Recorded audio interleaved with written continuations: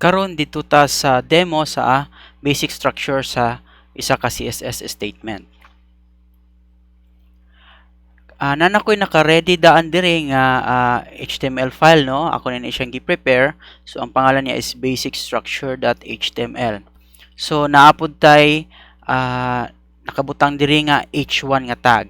So atong gamiton is internal nga style. So karon magsugod ta atong basic nga example, no? So first is selector. So ang una natong butang pangitawon is selector. So selector unsa tong element nga atong gusto buhatan or butangan og style. So sa ato ang example is h1. So i-type na to ang h1.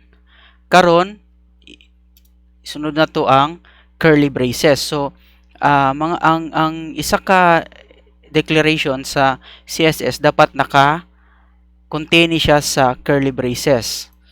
Okay, sama na. So karon diri sa sulod sa curly braces, magbutang ta og unsa nga style atong gusto. So for example, color. So mo na siya ang property og ang value sa color. For example, blue. So karon ang mahitabuan na niya is ang color unsa ang mahimong color sa text nato. Sa for example diri sa sulod sa h1 kaning basic structure, i-set na to iyang color into blue. Karon ato ni siyang i-save. Tapos atong i-check sa browser. So kung mapansin ninyo nga nag-change na ang color sa text sa h1 into blue. Okay? So blue na siya.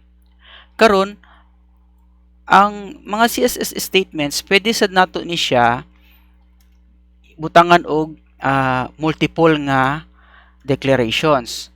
So sa ato ang example, instead of aside sa color nga blue, pwede sa nato siya i-change ang font size.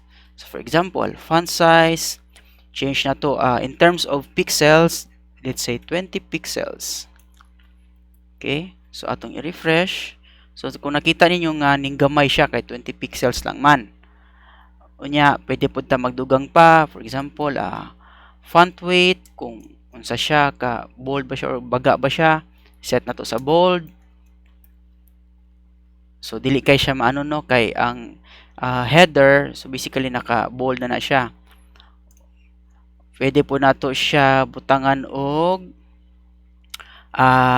for example, background color. Set na to. Background color is green. Itong i-check. So kung makita ninyo no na siya yung background color nga green.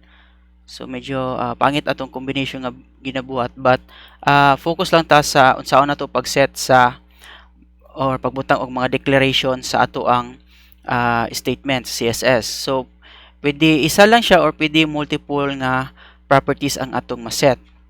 Karon isa pod ka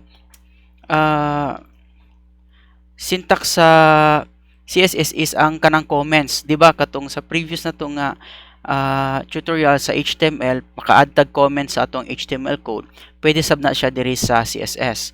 So ang comment na to is sulod na to siya sa slash colon asterisk, and then i-end po nimo siya asterisk slash. So ingana siya, pwede na siya single line or pwede po siya multiple lines.